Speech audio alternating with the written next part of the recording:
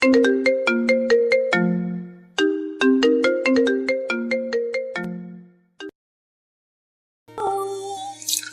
যাচ্ছিস বাবা? এই তো মা, একটু বাইরে যাচ্ছিলাম। কেন, কিছু বলবে? বাবা ঘরে চাল নেই। তুমি কোনো চিন্তা করো না মা, আমি আসার সময় নিয়ে আসবো। তোর অনেক কষ্ট হয়ে যাচ্ছে তাই না বাবা? কে বলেছে? একদমই না, একটুও কাটবে না তুমি। কষ্ট তো হয় তুমি কাঁদলে। আয় আমার কাছে আয়। হুম। উম্মা, লক্ষ্মী বাবা আমার। হুম, তার আগে বলো, তুমি ঔষধ খেয়েছো কিনা? শরীরে তো অনেক জ্বর। হ্যাঁ হ্যাঁ খেয়েছি, ও কিছু না, একটু পরেই কমে যাবে। মার কথাটা শুনে চিৎকার আসছিল। আমি জানি মা ওষুধ খাইনি, গতকাল ওষুধ শেষ হয়ে গেছে। আমি হৃদয়, অনার্স ফাইনাল ইয়ারে পড়ি। বাবা একদম বৃদ্ধ, মার প্যারালাইসিস, হাঁটতে পারে না। রান্নাবান্না আমাকেই করতে হয়। ছোট্টখাটো একটা টিউশনই করাতাম, প্রতিদিন যেতে হতো। একটু লেট হতো বলে অন্য একটা টিচার দেখেছে, কারণ বাসা থেকে আমি পায়ে হেঁটে যেতাম। এটা মা বাবা কেউই জানে না। মনে হয় আমার এবার পরীক্ষা দেওয়া হবে না, কারণ মাস তো দূরের কথা। একটা দিন যে চলবো সেই টাকাটাও পকেটে নেই। পকেটে মাত্র তো 20 টাকা আছে। কি করব ভেবেই পাচ্ছিলাম না। মার ঔষধ, চাল এইসব কিনতে 500 টাকার প্রয়োজন। চোখের পানিটা মুছে পায়ে হেঁটে ইউনিভার্সিটির দিকে রওনা দিলাম। ভিতরে গিয়ে সজীবকে ফোন দিলাম। সজীব হলো আমার বেস্ট ফ্রেন্ড। হ্যাঁ হৃদয় বল। কোথায় আছিস তুই? ভার্সিটির ভিতরে আড্ডা দিচ্ছি, পুকুর পাড়ে চলে আয়। ঠিক আছে, আসছি বলেই পুকুর পাড়ে চলে গেলাম। গিয়ে দেখি ঋতু, পিটু, বকুলি, সজীব, শিফন, আরিফ সবাই অনেক খুশিতে আড্ডা দিচ্ছে।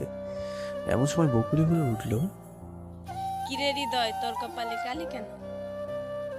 আরে ওর কপালে তো কালিই থাকবে, মহিলা মানুষ রান্না করে। আহ, তোরা চুপ করতো সবাই। আমি আর কিছুই বললাম না। আসলে রান্না করার সময় খুব ঘেমে গেছিলাম, তাই হাত দিয়ে মুছেছিলাম। তখন হয়তো লেগে গেছিল। তাড়াহুড়ো করে বেরিয়ে আসছিলাম, তাই আয়নায় সামনে যাওয়া হয়নি। কি হলো, বসছিস না কেন? আরে না দোস্ত, আজকে আর বসবো না। তোর সাথে একটা কথা ছিল। বল। একটু সাইডে আয় না। ও বুঝতে পারছি, টাকা লাগবে তাই না? হুম। ঠিক আছে, কত লাগবে বল। বেশি না, 500 টাকা দে, আমি তো সব টাকা শোধ করে দেবো। কবে যে এই টাকা তুই শোধ করতে পারবি কে জানে। এই নে, মোট 5,000 টাকা হলো। দিও রে দোস্ত, সব টাকা শোধ করে দেবো, তুই কোনো চিন্তা করিস না। বলে হাত দিয়ে গাড়িটা মুছতে মুছতে ভার্সিটির বাইরে চলে আসলাম। হেঁটে হেঁটে বাড়ির দিকে রওনা দিলাম। এমন সময় পিছন থেকে এই যে দাঁড়ান। আমি না শোনার ভান করে চলে আসছিলাম, কারণ আমি জানি এটা সেই মেয়েটা যে কিনা প্রতিদিন এইভাবে ইউনিভার্সিটির সামনে আমাকে বিরক্ত করে। এমন সময় দৌড়ে আমার সামনে এসে চোখ দুটো বড় বড় করে তাকিয়ে দাঁড়ালো। আপনার সমস্যাটা কি? এত জোরে জোরে ডাকছি, তারপরেও আপনি চলে যাচ্ছেন। আমার পথ ছাড়া, আমি যেতে হবে। কোথাও যেতে হবে না, চলেন আমার সাথে। আমি আপনার সাথে যাবো কেন? আপনাকে তো আমি চিনিও না। আজকে সবকিছু চিনিয়ে দেব। সব কিছু মানে? বেশি কথা না বলে চলেন, দুজনে বসে আর জমিয়ে গল্প করব। আরে আজব তো, আমি কেন আপনার সাথে গল্প করতে যাব? কেন যাবেন আপনি বোঝেন না? না তো, কেন যাব? আগে চলেন, তারপর বুঝবেন। তাহলে আপনি আগে যান, আমি আপনার পিছন পিছন যাব। ঠিক আছে চলেন। বলেই মেয়েটা হাঁটতে শুরু করলো। আমি পিছন থেকে এক দৌড়ে চলে আসলাম। যাক বাবা, বাঁচা গেল। আল্লাহ মেয়ের হাত থেকে আমাকে রক্ষা করো। তারপর বাজার থেকে চাল, ফার্মেসি থেকে মায়ের জন্য ওষুধ নিয়ে সোজা বাসায় চলে গেল। বাবা আসছিস? হ্যাঁ মা, এই যে দেখো সবকিছু বাজার করে নিয়ে এসেছি। বাবা আমাকে একটু পানি খাওয়াবি? মা তুমি একটু বসো, আমি এক্ষুনি নিয়ে আসছি। তারপর পানি এনে মাকে খাইয়ে দিলাম। আল্লাহ তোমাকে অনেক বড় করুক বাবা। মা, আমি যখন বাসায় না থাকি তখন তোমার কষ্ট হয় তাই না? কে বলেছে আমার মোটেও কষ্ট হয় না? এ কি মা, তোমার শরীর থেকে তো একটু জ্বর কমেনি। তুমি বসো, আমি খাবার নিয়ে আসি। ওষুধ খেতে হবে। আমি জানি তুমি মিথ্যা বলেছিলে, তুমি ওষুধ খাওনি। কাল রাতেই তোমার ওষুধ শেষ হয়ে গেছিল, তাই আমি তোমার জন্য ওষুধ নিয়ে এসেছি। শুধু শুধু ওষুধ আনতে গেলি কেন? এমনিতেই তো সেরে যেত। চুপ করো তো মা। তারপর মা বাবা দুজনকেই খাইয়ে দিয়ে মাকে ওষুধটা খাইয়ে দিলাম। মনটা খারাপ ছিল বলে সেদিন না খেয়েই শুয়ে পড়লাম। এইভাবে আর কতদিন? একটা কিছু তো করতেই হবে, যেভাবেই হোক একটা টিউশনি ম্যানেজ করতেই হবে। ভাবতে ভাবতে কখন যে ঘুমিয়ে গেলাম টেরই পেলাম না। সকালবেলা ঘুম থেকে উঠে রান্না করে মাকে খাইয়ে দিয়ে ভার্সিটিতে চলে গেলাম। গিয়ে দেখি বন্ধুরা সবাই বসে আছে, আমিও তাদের পাশে বসে পড়লাম। আরে হৃদয়, কেমন আছিস? ভালো না রে। কি হয়েছে তোর? মন খারাপ? কি বলবো তোদের, আমার একটা টিউশনের খুব দরকার। পরিবারের খরচ, ঘর ভাড়া, আমি আর পারছি না রে দোস্ত। ঠিক আছে, দেখি তোর জন্য কিছু করতে পারি কিনা। এবার চল ক্লাসে যাই। তারপর সবাই মিলে ক্লাসে চলে গেলাম। ক্লাসে কিছুতেই ভালো লাগছিল না। যে করেই হোক আমাকেই কিছু একটা করতে হবে, ওদের দিয়ে কিচ্ছু হবে না। ওরা শুধু মুখেই বলে থাকে, আমারটা আমাকেই খুঁজে নিতে হবে। তাই মন খারাপ করে ক্লাস না করেই বেরিয়ে পড়লাম। মাথা নিচু করে গেট থেকে বের হচ্ছিলাম, এমন সময় সামনে কে যেন দাঁড়ালো। মাথাটা উঁচু করতে দেখি, আল্লাহ আল্লাহ আল্লাহ, মোরে রক্ষা করো। এইবার যে কি করে মেয়ের হাত থেকে রেহাই পাবো? কি ভাবছেন আজকেও দৌড় দেবেন? না মানে আপনি আজকেও এখানে? কি ভেবেছেন এমনি ছেড়ে দেব? আপনি কি বলেন তো, আমি কি বাঘ না ভাল্লুক যে আপনাকে খেয়ে ফেলবো? না মানে আমার কেমন জানি ভয় করে। একদম চুপ, সোজাভাবে মাথা উঁচু করে দাঁড়ান। একদমই মেয়ে মানুষের মতো করবেন না। আমি একটা মেয়ে হয়ে আপনার সামনে দাঁড়িয়ে আছি, ভয় পাচ্ছি না। আর আপনি কিনা একজন পুরুষ মানুষ হয়ে সোজা হয়ে দাঁড়িয়ে কথা বলতে পারছেন না? আমার সামনে থেকে সরেন, না হলে কিন্তু আমি ধাক্কা দিয়ে চলে যাব। ও আচ্ছা, সেই সাহস আপনার আছে মনে তো হয় না। তো দেন ধাক্কা। যদি ধাক্কা দিতে পারেন তাহলে আজ ছেড়ে দেব। কি বলেন, ধাক্কা দিতে পারবো না? আপনি চাইলে আপনাকে পেছন থেকে জড়িয়েও ধরতে পারি। পেছন থেকে কেন, সামনে থেকেই ধরেন। সবাই তো সামনে থেকেই ধরে, তাই আমি পেছন থেকে ধরতে চাই। পারবেন বলে মনে হয় না, ধরার আগেই কাঁপাকাঁপি করছেন। ঠিক আছে ধরেন। আগে উল্টো দিক করে ঘোরেন। হুম। উল্টো দিক করে ঘোরার সাথে সাথেই পিছন থেকে জোরে ধাক্কা দিয়ে এক দৌড়ে চলে আসলাম। থ্যাঙ্কস গড, আবারও বাঁচিয়ে দিলে। তারপর বাসায় বসে বসে ভাবতে থাকি কিভাবে একটা টিউশনে রেডি করা যায়। হঠাৎ করে মাথায় বুদ্ধি এলো, সঙ্গে সঙ্গে বাসা থেকে বেরিয়ে কিছু পোস্টার ছাপিয়ে বিভিন্ন দেওয়ালে লাগিয়ে দিলাম। এইবার যদি কিছু হয়। দেখতে দেখতে 2 দিন কেটে গেল, কোনো লাভ হয়নি। এটার আশাও ছেড়ে দিলাম। সবার ভাগ্যটাই খারাপ। মুখ থুবড়ে বসে পড়লাম।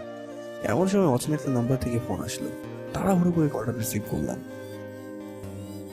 হ্যালো। আপনি কি হৃদয়? জি, আপনাকে তো চিনতে পারলাম না। আপনার পোস্টার দেখে আপনাকে ফোন দিলাম। আপনার বিষয়ে অনেক কিছু শুনেছি, খুব ভালো একজন টিচার আপনি। আমার মেয়ে এসএসসি দিবে, যদি আপনি তাকে পড়াতেন খুব ভালো হতো। হ্যাঁ হ্যাঁ, অবশ্যই পড়াবো। পড়াবো না কেন? থ্যাংক ইউ, আপনাকে ঠিকানা পাঠিয়ে দিচ্ছি, ওই ঠিকানায় কাল আসেন, বাকি কথা ওখানেই হবে। ঠিক আছে, ধন্যবাদ। আমার তো খুশিতে নাচতে মন চাইছে। অবশেষে একটা টিউশনি পেয়ে গেলাম। পরের দিন সকালবেলা রেডি হয়ে ওই ঠিকানায় চলে গেলাম। কলিং বেলের চাপ দিতেই, এসো বাবা এসো। আপনি কাল ফোন করেছিলেন? হ্যাঁ হ্যাঁ, আমি ফোন করেছিলাম। মেয়েটা প্রচুর পরিমাণে ফাঁকিবাজ, তুমি একটু ভালো করে পড়াবে তো? জি, আপনি একদমই কোনো টেনশন করবেন না। দাঁড়াও, আমি আমার মেয়ের সাথে তোমাকে পরিচয় করে দিচ্ছি। মায়া, মায়া এদিকে আয়। কাছে আসার পর, বাবা উনি এখানে? হ্যাঁ, আজ থেকে ও তোকে প্রতিদিন পড়াবে। Thank you thank you thank you, তুমি আমার লক্ষ্মী বাবা। এমন একজন টিচারই তো প্রয়োজন। মানে? মানে ব্রিলিয়ান্ট টিচার আর কি। ও আচ্ছা, কি হলো বাবা, তুমি দাঁড়িয়ে গেলে কেন? আঙ্কেল এটা আপনার মেয়ে? হ্যাঁ, কেন? একে আমি কি পড়াবো? এ তো উল্টো আমাকেই পড়াবে। হায় আল্লাহ, শেষে কিনা এই মেয়েটার পাল্লাই ফেললা। কোন দিক থেকে তোর দেবো ভেবেই পাচ্ছি না এমন সময়। বাবা কিছু ভাবছো নাকি? টাকা নিয়ে একটু ভাবতে হবে না, প্রতি মাসে 7,000 টাকা আমার কাছ থেকে নিয়ে নেবে। মনে মনে ভাবতে থাকলাম, এত কষ্ট করে একটা টিউশনই পেলাম, স্যালারিও ভালো, এইটা হাতছাড়া করলে কি করে চলবে? ঘর ভাড়া, বাসার বাজার খরচ, একটা টাকাও তো পকেটে নেই। নিরুপায় হয়ে বলে দিলাম, ঠিক আছে আঙ্কেল।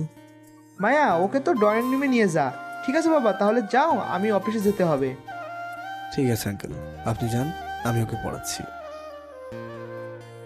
তারপর মায়া আমাকে রুমে নিয়ে গেল। আমি তো ভয়ে কাঁপাকাঁপি করছি। যেইভাবে বড় বড় চোখ করে তাকিয়ে আছে, কাঁপা কাঁপা কণ্ঠে বললাম, আপনি? কেন, চিনতে ভুল হচ্ছে? এত জোরে কেউ ধাক্কা মারে কতটা ব্যথা পেয়েছি জানেন? সেদিন না হয় পালিয়ে গেছেন, এখন কোথায় পালাবেন? আজ আমি আপনাকে পড়াবো, কাল থেকে আপনার কাছে পড়বো। বলেই কলারে ধরলো। কি করছেন এগুলো? কলারে ধরছেন কেন? ছাড়েন বলছি, আমি কিন্তু আপনার টিচার। এটা কিন্তু ঠিক হচ্ছে না। কি করছেন এগুলো? কলারে ধরছেন কেন? ছাড়েন বলছি, আমি কিন্তু আপনার টিচার। এটা কিন্তু ঠিক হচ্ছে না। একদম চুপ করে চেয়ারে বসেন, কাল থেকে আপনি আমার টিচার, আজ আমি আপনার টিচার। হায় আল্লাহ, এটা কার পাল্লায় ফেললা তুমি? এ তো আমার জীবন তছনছ করে দেবে। ঠিক আছে ম্যাম, আজ তাহলে আমার ছুটি। ছুটি মানে? পড়াই শুরু করলাম না, ছুটি কিসের? ঠিক আছে, এই যে আমি হাতে বই নিচ্ছি। কি পড়াবো বলেন? এবিসি নাকি ক খ গ ঘ? ধুর, আপনাকে বই হাতে নিতে বলেছে নাকি? বই তো পড়বো আমি আপনার কাছ থেকে। তাহলে কি পড়াবেন ম্যাম? আজ একটু অন্যরকম পড়া পড়বো। হে আবার কেমন পড়া ম্যাম? প্লিজ ম্যাম, আজ ছুটি দিয়ে দেন না। একদম চুপ, বেশি কথা বলে। Sorry ma'am. এবার আমার চোখের দিকে তাকান। ম্যাম, আপনি যেভাবে চোখ বড় বড় করে তাকান, আমার তো এক্ষুনি একে ধরে যাবে। একটা মার দিব কিন্তু এখনই। ঠিক আছে ঠিক আছে, এই যে তাকিয়েছি। এইভাবে কেউ বলদের মতো করে তাকায় নাকি? মায়ার চোখে তাকান। আমি তো মায়ার চোখে তাকিয়ে আছি। আপনি ছাড়া তো এখানে আর কেউই নেই। আপনি তো মায়া। আরে গাধা, আমি আমার কথা বলছি না। মায়ার চোখে মানে ভালোবাসার দৃষ্টিতে তাকাতে বলছি। এইটা আবার কেমন তাকান? না, আচ্ছা তাকিয়েছি। এবার আস্তে করে একটা চোখ টিপ দেন। ওকে, ইয়া। এই এই, কি করছেন? ছাড়েন, ব্যথা লাগছে তো। ম্যাম, আপনি তো বললেন চোখ টিপ দিতে, তাই তো দিয়েছি। একটা মার দিব। আমি কি আমার চোখ টিপ দিতে বলেছি? এই টিপ সেই টিপ না, মানে হচ্ছে গ্রামের ভাষায় যাকে বলে ঠিসকি। ও, ওইটার কথা বলছে, আগে বলবেন না? না বাবু, তোমাকে ওইটা বলি নাই, তোমাকে চোখ টিপ দিতে বলেছি। ওকে, তাহলে আবার দিই। হাই আল্লাহ, এটা এইগুলোই বোঝে না, তাহলে আমাকে পড়াবে কি করে? না তো ম্যাম, আমি সবই পারি। এই যে দেখেন। এটাকে চোখ টিপ বলে। না না, এটাকে টিসকি বলে। চুপ, গাধা কোথাকার। দু চোখ বন্ধ হয়ে যায় কেন? ওইভাবে কেউ চোখ টিপ দেয়?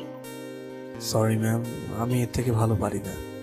উফ, ঠিক আছে, এবারের মতো মাফ করে দিলাম। এবার আস্তে আস্তে আমার মুখের কাছে মুখ আনেন। হুম আর একটু কাছে। হুম। এবার আস্তে আস্তে বলেন, মায়া, আমি তোমাকে। 1 মিনিট ম্যাম। উফ, আবার কি হলো? ম্যাম, খুব চাপ দিচ্ছে। মানে? ইয়ে মানে 1 নম্বরে যাব। আপনি কি বলেন তো? ঠিক আছে, তাড়াতাড়ি সেরে আসেন। এক্ষুনি আসছি ম্যাম। বলেই আস্তে আস্তে কোনো রকমে ঘর থেকে বের হলাম। আশেপাশে তাকিয়ে এক দৌড়ে বাসায় এসে পড়লাম। আল্লাহ, আমি এই মেয়েকে কি করে পড়াবো? এটা মেয়ে না অন্য কিছু? মাপ চাই, এই মেয়েকে আমি পড়াতে পারবো না। এমন সময় মা বলে উঠলো, বাবা, খুব চিন্তিত মনে হচ্ছে, কিছু হয়েছে? না না মা, কই কিছু না তো। এই তো ভাবছিলাম এখন কি করা যায়, বসে থাকতে তো আর ভালো লাগছে না। ও, তোকে তো বলতেই ভুলে গেছিলাম, মালিক এসেছিল ঘর ভাড়া চাইতে, কালকের মাঝে দিতে বলেছে, না হলে বাসা খালি করতে বলেছে। 2 মাস হয়ে গেছে, বাসা ভাড়া দেওয়া হয়নি। আরো কিছু বলেছে? না বাবা, তোর অনেক কষ্ট হয়ে যাচ্ছে তাই না? বাবা চল, আমরা গ্রামে ফিরে যাই, সেখানে কিছু একটা করে চলে যাবে। কোথাও যেতে হবে না মা, এই যে তাকাও আমার দিকে। কতদিন বলেছি এভাবে কেঁদে কেঁদে হৃদয়ে রক্তক্ষরণ করবে? কাঁদতে না চাইলেও যেভাবে চোখে পানি চলে আসে। ওফ, একদমই না। আমি কালকেই টাকাটা দিয়ে দেবো, এবার একটু হাসো। তারপর মার কাছ থেকে কাঁদতে কাঁদতে হেসে দিয়ে চলে আসলাম, কারণ আমি মার ওই হাসির আড়ালেই সুখ খুঁজে পাই। সারাটা দিন কোনো রকমে কাটিয়ে সকালবেলা রেডি হয়ে ভার্সিটিতে চলে গেলাম। বন্ধুদের কোথাও দেখছি না, তাই পুকুর পাড়ের দিকে রওনা দিলাম। গিয়ে দেখি সবাই কত হাসাহাসি করছে। সবার আমার মুখেই শুধু হাসি নেই, মাঝে মাঝে মন চাই মেঘের উপরে চলে যায়। শুধু বাবা মার মুখের দিকে তাকিয়ে পারি না। এই শহরটা বুঝি আমার জন্য না, কি আর করার, জন্মেছি গরিব হয়ে। এটা তো সব থেকে বড় ভুল। কষ্টগুলো চেপে রেখে চোখটা মুছতে মুছতে বন্ধুদের কাছে গেলাম। আরে হৃদয়, বস বস, আজও বুঝি রান্না করেছিস? হ্যাঁ, তোরা তো জানিসই আমার প্রতিদিন রান্না করতে হয়। তো কি রান্না করেছিস আজ? শুধু ডিম ভাজি করেছি। কয়টা করেছিস? একটা। একটা দিয়ে তোরা 3 জন খাবি? হাসিস কেন? ঘরে তো একটার বেশি ডিম ছিল না, কি করব? বাবা মার মুখে তুলে দিতে পারলেই হলো, আমারটা লাগবে না। তার মানে তুই কিছুই খাসনি? না। চল সবাই মিলে আজ ফুচকা খাবো। আরে ও খাবে কি? ওর পকেটে তো টাকাই নেই। হ্যাঁ হ্যাঁ দোস্ত, তোরা যা, আমি খাবো না। কাল রাতে খেয়েছিলাম, এখনো পেট খালি হয়নি। তোর টাকা দিতে হবে না, আমরা সবাই মিলে তোরটা দিয়ে দিব, চল। আরে না দোস্ত, আমি খাবো না, তোরা খা। আরে সজীব শোন, তোর সাথে কিছু কথা আছে। আমি জানি তুই কি বলবি। দেখ, আমার কাছে কোনো টাকা পয়সা নেই। সজীব, আগে আমার কথাটা তো একটু শোন। কি শুনবো আমি? তোর সাথে কি আমার টাকা সম্পর্ক? 2 দিন পর পর টাকা চাইবি আর আমি দিয়ে দিব? আমি কি টাকার মেশিন? দেখ, তোর বাবা তো অনেক টাকা, তাই হয়তো বারবার চাই।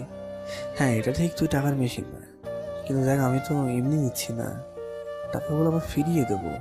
আর কবে দিবি? হ্যাঁ, এর আগের বছরে 15,000, এই বছরে 5,000। কবে দিবি এইগুলো? সেই প্রথম থেকেই তো শুনে আসতেছি দিয়ে দিবি দিয়ে দিবি। কই এখন পর্যন্ত তো একটা টাকাও দিতে পারলি না। দেখ হৃদয়, তুই যদি এইভাবে টাকার জন্য আসিস, আমি তোর সাথে সম্পর্ক রাখবো না। আমি টাকাগুলো ফেরত চাই, কথাটা মাথায় রাখিস। কি করব, শরীরের শক্তিও যেন হারিয়ে যাচ্ছে। খোলা মাঠে জোরে একটা চিৎকার দিতে মন চাইছে, বাল কাঁদতে কাঁদতে চোখের পানিগুলো যেন শুকিয়ে গেছে। কান্না করার চেষ্টা করছি, তবুও চোখে পানি আসছে না। না, কান্নাকাটি করে কোনো লাভ নেই। শত কষ্ট হলেও টিউশনিটা আমার কাছে করাতেই হবে। ঘড়ির দিকে তাকাতে দেখি সময় হয়ে গেছে। হেঁটে হেঁটেই চলে গেলাম মায়াদের বাসায়। দরজায় নক করতেই মায়া হাজির, চোখগুলো বড় বড় করে তাকিয়ে আছে। তবুও নিজেকে কন্ট্রোল করে ভিতরে ঢুকলাম। আসেন স্যার, আসেন, আপনার জন্যই তো অপেক্ষা করছিলাম। তারপর আমি মায়ার রুমে যেতেই মায়া আমার কলার ধরে বলল, কি ভেবেছেন কি নিজেকে খুব চালাক ভাবেন, তাই না? একদম চুপ। হ্যাঁ, তুমি নিজেকে কি মনে করো? হ্যাঁ, রাস্তাঘাটে যেখানে দেখো সেখানেই পাগলামি করো। আমিও তো মানুষ নাকি? আমারও তো প্রেস্টিজ বলে কিছু একটা আছে নাকি? তাছাড়া আমি তোমার টিচার, একটু সম্মান দেওয়া উচিত। আপনি আমার গায়ে হাত উঠালেন, ঠিক আছে, আপনি চলে যান, আমি আর কখনো আপনার সামনে যাব না। আই এম সরি মায়া, রাগের মাথায় হাত তুলে ফেলেছি। বিশ্বাস করো, মনটা এতটাই খারাপ ছিল যে কাঁদতে চাইলেও চোখে পানি আসে না।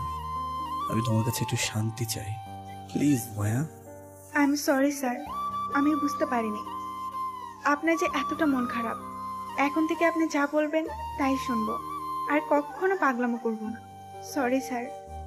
ঠিক আছে, এই তো লক্ষ্মী মেয়ে। হুম। এই মেয়ে, তাকাও এইদিকে। এই যে দেখি। আহ, কাঁদছো কেন? এটা বলা যাবে না। আচ্ছা ঠিক আছে, এই তো আমি নিজেই চোখের পানিটা মুছে দিচ্ছি। এবার সুন্দর করে তাকাও। হুম। এইভাবে তাকিয়ে থাকলেই হবে। বইটা হাতে নাও। মায়া পড়ছে, আর আমি বসে বসে ভাবছি বাসার খরচ, বাড়ি ভাড়া কি করে ম্যানেজ করবো। কোনো রাস্তা পাচ্ছি না। মায়াকে পড়ানো শেষ করে চলে আসবো, এমন সময় পিছন থেকে মায়া হাতটা ধরলো। আবার কি? সরি স্যার, ভুলে হাতটা ধরে ফেলেছি। ইটস ওকে, কিছু বলবে? আমি একটা মিক্সকি হাসি দিয়ে বললাম। স্যার, আপনার নাম্বারটা দিবেন আমায়? কেন, কি করবে? না, এমনি, মানে স্যার, কখনো যদি আসতে লেট হয় তখন ফোন দিয়ে জানতে পারবো। আপনি আসতে পারবেন কি না? আরে পাগল, আচ্ছা ঠিক আছে, এই নাও নাম্বার। Thank you sir. তারপর মুচকি হাসি দিয়ে চলে আসলাম। আমি জানি মায়া আমাকে প্রচুর পরিমাণে ভালোবাসে, তাই এমন পাগলামি করে। কিন্তু মায়ের স্ট্যাটাসের সাথে আমাদের স্ট্যাটাস কিছুতেই যায় না। ওরা অনেক বড় লোক, আমি ফকির বললেও চলে। তবে হ্যাঁ, আমিও অনেক লাভ করি, হয়তো মুখ ফুটে কখনো বলিনি, কারণ আমি জানি এটা কিছুতেই সম্ভব নয়। আমাদের স্বপ্ন দেখাই ভুল। ভাবতে ভাবতে বাসায় চলে আসলাম। চুপটি করে বসে আছি, এমন সময় অচেনা একটা নাম্বার থেকে ফোন আসলো। নিশ্চয়ই টিউশনের জন্য কেউ ফোন করেছে। তাড়াহুড়ো করে ফোনটা ধরলাম।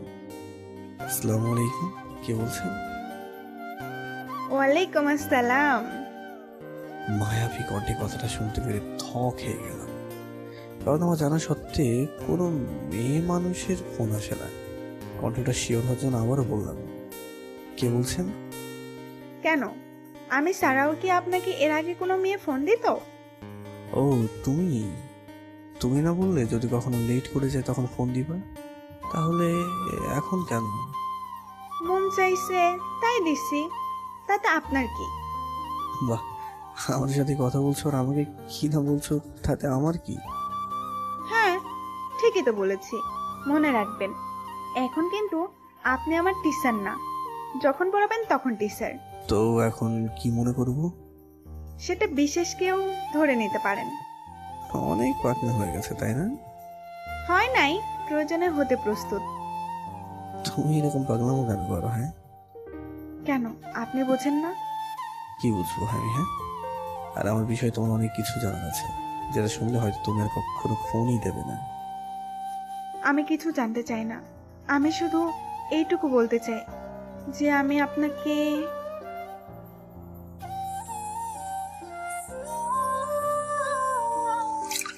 আমি কিছু জানি না, আমি শুধু এটা জানি আমি আপনাকে অনেক পছন্দ করি। ও হ্যাঁ মায়া, যে পড়াগুলো দিয়েছি ভালো করে শিখে নিও, না হলে কিন্তু কাল পেটাবো। স্যার, আপনি কিন্তু কথাটা অন্যদিকে নিয়ে যাচ্ছেন। আচ্ছা মায়া, বলো তো তোমার মুখে কতগুলো তিল আছে? আমার মুখেরটা বলতে না পারলেও আপনার মুখে কয়টা আছে সেটা ভালো করেই বলতে পারবো। কিন্তু স্যার, আমার প্রশ্নের উত্তর কি এটা? কেন এড়িয়ে যাচ্ছেন? মায়া, তুমি এখন অনেক ছোট, তাই হয়তো সঠিক সিদ্ধান্তটা নিতে ভুল করছো। মানুষ মাত্রই ভুল। আপনিও একটাবার ভুল করে দেখেন না। আপনি যা বলবেন, যেইভাবে চলতে বলবেন সেইভাবেই চলবো। শুধু একটাবার বলেন আপনি আমাকে পছন্দ করেন। মায়া, আমি এখন একটু কাজ করব, তাই আবার পরে কথা হচ্ছে। স্যার শোনেন। ফোনটা কেটে দিলাম, না হলে পাগলামি করবে। মেয়েটা সত্যিই আমাকে অনেক লাভ করে, কেননা আজ থেকে 2 বছর ধরে আমার পিছনে পড়ে আছে। অন্য কেউ হলে আরো অনেক আগেই পিছু ছেড়ে দিত, কিন্তু আমার কি যোগ্যতা আছে ওকে ভালোবাসার? না, নেই। ধ্যাৎ, শুধু শুধু কি ভাবছি, ভাবতে ভাবতে কখন যে ঘুমিয়ে গেছি টেরই পেলাম না। সকালবেলা ঘুম থেকে উঠে দেখি মায়া 40 বার ফোন করেছে, টেরই পাইনি। এখন ফোন দিলে আবার সকাল সকাল পাগলামি করবে। তাই ফোনটা রেখে ফ্রেশ হতে চলে গেলাম। কিছুক্ষণ পর সজীবের ফোন আসলো। কোথায় থাকিস? ফোন ধরতে এত লেট হয় কেন? সরি দোস্ত, একটু কাজ করছিলাম তো তাই লেট হয়ে গেল একটু। হ্যাঁ বল, হঠাৎ আমার তোকে ফোন কল দিতে হলো কেন? শোন, কাল আমার টাকা লাগবে। আমি কিচ্ছু জানি না, তুই কোথায় পাবি, কোথা থেকে আনবি, এটা তোর ব্যাপার। দোস্ত শোন, আমি তোর কোনো কথা শুনতে চাচ্ছি না। ব্যাস, আমি যা বলছি তাই। দোস্ত আমি ফোনটা কেটে দিল। সত্যি টাকা এমন একটা জিনিস যার জন্য যত সুন্দর সুন্দর সম্পর্কগুলো নষ্ট হয়ে যায়। কিন্তু এখন এত টাকা কোথায় পাবো? কাল ঘরে যে চাল কিনবো এই টাকাটাও তো নেই। কি করবো ভেবে পাচ্ছি না। এমন সময় আবার মায়ের ফোন। মনটা অনেক খারাপ, তাই ফোনটা ধরলাম না। একটা টিউশনি দিয়ে কি সংসার চলে? কতগুলো ইন্টারভিউ দিয়েছি, সব ঠিক আছে, কিন্তু মামা নেই, তাই চাকরি হচ্ছে না। এইসব ভাবতে ভাবতে ঘড়ির দিকে তাকাতে দেখি টিউশনের সময় হয়ে গেছে। ইদানিং কিভাবে যে সময় চলে যায় বুঝতেই পারি না। তাড়াহুড়ো করে রেডি হয়ে বাসা থেকে বের হতেই বাড়িওয়ালার সামনে পড়ে। আঙ্কেল, আসসালামু আলাইকুম। ওয়ালাইকুম আসসালাম। কোথাও যাচ্ছেন নাকি আঙ্কেল? হ্যাঁ, এই তো তোমার কাছেই যাচ্ছিলাম। হৃদয়, বাবা দেখো। তোমার কাছে 3 মাসের বাড়ি ভাড়া পাও না। আজ 9 তারিখ, কিছুদিন পর 4 মাস হয়ে যাবে। এভাবে আমি বাড়ি ভাড়া দিতে পারবো না, তোমাকে আজকেই টাকা দিতে হবে। আকাশটা বুঝে এইবার মাথায় ভেঙে পড়ল। হ্যাঁ হ্যাঁ আঙ্কেল, আমাকে আর কয়েকদিন সময় দিন, আমি সব টাকা পরিশোধ করে দেবো। আর একদিনও তোমাকে সময় দেওয়া হবে না। এই একই কথা তুমি বারবার বলে আসছো।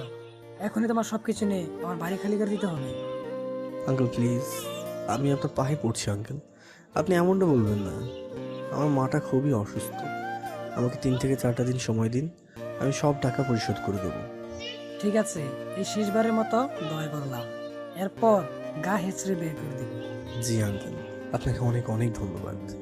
আপনার মতো মহান মানুষই হয় না। কথাটা মনে থাকে যেন। তারপর সেখান থেকে চোখটা মুছতে মুছতে চলে আসলাম। মনে হচ্ছে টিউশনের সময় অনেক লেট হয়ে গেছে, তাই পকেট থেকে ফোনটা বের করে দেখি আরো 20 বার ফোন করেছে মায়া। না জানি আজ আবার কি হয়, মনে তো হয় অনেক রেগে আছে। তাড়াহুড়ো করে মায়াদের বাসায় চলে গেলাম। কলিং বেলে চাপ দিতেই মামা দরজাটা খুলে দেয়। সরি, ভুল ঠিকানায় চলে আসছেন। মায়া, আই এম সরি, বিশ্বাস করো। বললাম তো ভুল ঠিকানায় চলে আসছেন, চলে যান আপনি। এমন সময় মায়া, কে আসছে ওখানে? ভিতরে আসতে দে। না মা, কেউ না, বাইরের কোনো পাগল মনে হচ্ছে। নানা আন্টি, আমি হৃদয়। আমার কথা শুনে আন্টি আসলো। এ কি বাবা তুমি? আসো আসো, ভিতরে আসো। মায়া, তুই ওকে আসতে দিচ্ছিস না কেন? কাকে পাগল বলছিস তুই? না আন্টি, তেমন কিছু না, ওই একটু দেরি করে আসছি তো, তাই মায়া রাগ করে এসব বলছে। ও আমি সামলে দেবো আন্টি। ঠিক আছে বাবা, যাও, মেয়েটাকে একটু ভালোভাবে পড়িও। আন্টির সঙ্গে কথা বলতেই মায়া তার রুমে চলে যায়। কে জানে ভিতর থেকে দরজাটা আটকে দিয়েছে কিনা। আস্তে আস্তে কাছে গিয়ে দরজাটা ধাক্কা দিলাম। না তো, ঠিক আছে। তারপর ভিতরে ঢুকলো। আপনি পারমিশন ছাড়া আমার রুমে আসলেন কেন? এক্ষুনি বেরিয়ে যান বলছি। মায়া, আমি তোমার টিচার। কিসের টিচার? কে আপনি? বেরিয়ে যান বলছি। মায়া, আমি সরি বলছি তো, আসার সময় একটু সমস্যার জন্য আসতে লেট হয়ে গেল। আমি আবারও সরি বলছি। Sorry sorry sorry. কিসের সরি? হ্যাঁ, আমি কি লেট করে আসার জন্য আপনাকে কিছু বলেছি? তাহলে এমন করছো কেন? ফোনটা বের করে দেখেন তো, কতগুলো ফোন দিয়েছি। আসলে মায়া, আসলে কি?